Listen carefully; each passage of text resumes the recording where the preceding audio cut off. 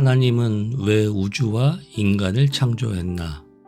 교회에 나가면 많이 듣는 얘기가 하나님을 사랑해라, 하나님께 영광을 돌리라, 하나님은 찬양받기 위해 인간을 창조했다입니다.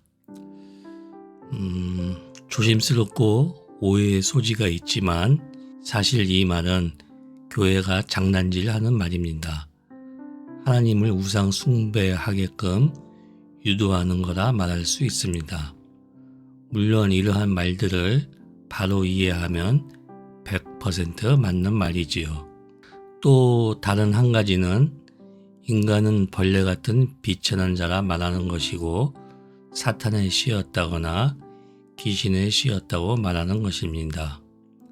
둘 다 우리를 옥죄게 하여 종교의 멍에를 지게 하여 가두기 위함입니다. 오늘은 첫 번째 하나님의 영광에 관해 성경 본문을 먼저 읽고 이야기하려 합니다. 나는 여호와이니 이는 내 이름이라. 나는 내 영광을 다른 자에게 내 찬송을 우상에게 주지 아니하리라.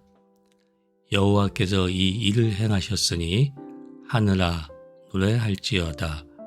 땅의 깊은 곳들아 높이 부를지어다. 산들아 숲과 그 가운데의 모든 나무들아 소리내어 노래할지어다. 여호와께서 야곱을 구속하셨으니 이스라엘 중에 자기의 영광을 나타내실 것이미로다. 내 이름을 위하여 내가 노하기를 더디할 것이며 내 영광을 위하여 내가 참고 너를 멸절하지 아니하리라. 보라, 내가 너를 연단하였으나 은처럼 하지 아니하고 너를 고난의 풀무불에서 택하였노라. 나는 나를 위하며 나를 위하여 이를 이룰 것이라. 어찌 내 이름을 욕되게 하리요. 내 영광을 다른 자에게 주지 아니하리라. 내게 이르시되 너는 나의 종이요 내 영광을 네 속에 나타낼 이스라엘이라 하셨느니라. 보라, 어둠이 땅을 덮을 것이며 캄캄함이 만민을 가리려니와 오직 여호와께서 네 위에 임하실 것이며 그의 영광이 네 위에 나타나리니 주 여호와의 영이 내게 내리셨으니 이는 여호와께서 내게 기름을 부으사 가난한 자에게 아름다운 소식을 전하게 하려 하심이라. 나를 보내사 마음이 상한 자를 고치며 포로된 자에게 자유를, 갇힌 자에게 노임을 선포하며 여호와의 은혜의 해와 우리 하나님의 보복의 날을 선포하여 모든 슬픈 자를 위로하되 무릇 시온에서 슬퍼하는 자에게 하간을 주어 그 죄를 대신하며 기쁨의 기름으로 그 슬픔을 대신하며 찬송의 옷으로 그 근심을 대신하시고 그들이 의의 나무 곧 여호와께서 심으신 그 영광을 나타낼 자라 일컬음을 받게 하려 하심이라. 아멘. 본문에서 본 것처럼 우리가 하나님을 영광스럽게 만들거나 하나님을 더 좋게 보이려고 한다는 것이 아닙니다. 하나님은 향상될 필요가 있어서 우리를 창조하신 게 아닙니다. 영광 돌린다를 아름답게 만든다로 취급하지 마십시오.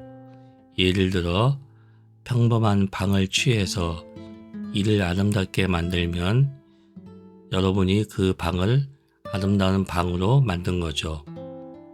그러나 하나님께는 그렇게 하는 것이 아닙니다. 누구도 하나님을 아름답게 만들지 않습니다.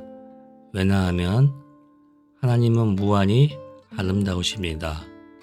따라서 하나님께 영광 돌리도록 우리를 창조할 때 우리가 하나님을 영광스럽게 만드는 게 아닙니다. 하나님은 이미 영광스러우십니다. 그럼 영광 돌린다는 건 뭘까요? 이는 인간이 하나님의 영광을 나타내고 그가 영광스러우심을 보여주고 그에 맞게 행동하라는 부르심을 받았다는 겁니다. 하나님은 온 우주에서 가장 가치 있고 영광스러운 분입니다. 우리는 반사체이고 그 형상입니다. 우리는 하나님께로 주목을 돌리는 자들입니다. 이것이 우리가 사는 이유입니다. 하나님은 우리가 사는 이유가 되십니다. 그런즉 너희가 먹든지 마시든지 무엇을 하든지 다 하나님의 영광을 위하여 하라. 이 말은 영광을 향하여 개선하려 하지 말고 영광을 향하여라는 얘기입니다. 인간이 하나님 안에서 만족할 때 하나님은 인간 안에서 가장 영광 받으십니다. 창세기를 보면 인간이 하나님의 필요를 채우기 위해 만들어진 것이 아니고 우주도 신을 위해 만들어진 것이 아닙니다. 세상은 피조물을 위해 창조된 것이며 특별히 인간의 지위는 높으며 하나님의 형상으로 지음받았습니다.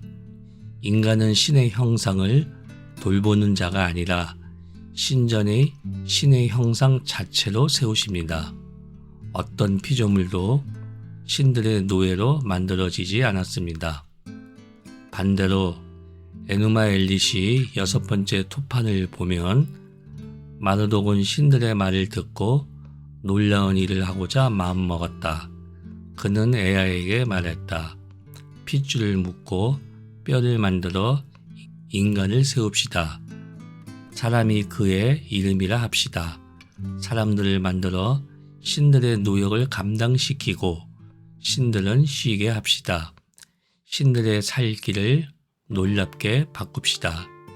이처럼 고대 메소포타미아의 창조에서 우주는 신들과 함께 신들의 유익을 위해 존재하는 곳이고 신들은 도시의 풍요, 번성, 평화, 정의와 연결되어 있으며 왕들은 신적 존재로서 도시국가에서 신을 대표하고 사람들은 신들을 위한 일을 하기 위해 창조되었고 불평등과 유계적인 사회 구조였습니다. 인간 사회는 신을 위한 것이고 신정과 국가의 이익은 철저히 얽혀있는 구조였습니다. 어떻습니까? 지금 교회의 모습이 고대 메소포타미아 창조론과 같이 하나님을 상대해야 하지 않습니까? 인간을 하나님을 위한 것으로 바꾸어 놓았지요. 거짓 목사들은 진리이며 가치 있는 성경의 창세기를 이렇게 왜곡시킨 것입니다. 거짓 목사들은 없어지지 않을 것입니다.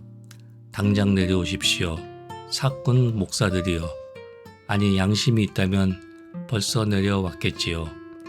그들은 바로보다 완약하여 숨줄이 끊어져야 멈출 것입니다.